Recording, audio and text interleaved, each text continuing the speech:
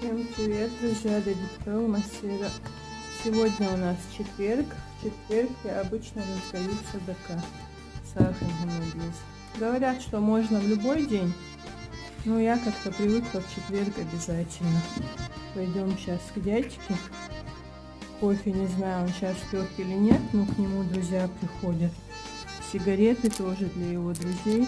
Такие ядерные курил мой отец, а дядя курит такие легкие. Варенье персиковое домашнее наше. И все. Всем хорошего дня, отличного настроения.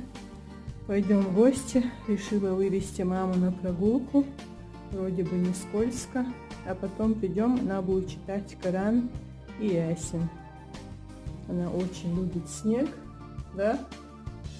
Но боится гололеда. Всем пока-пока. Обещаю.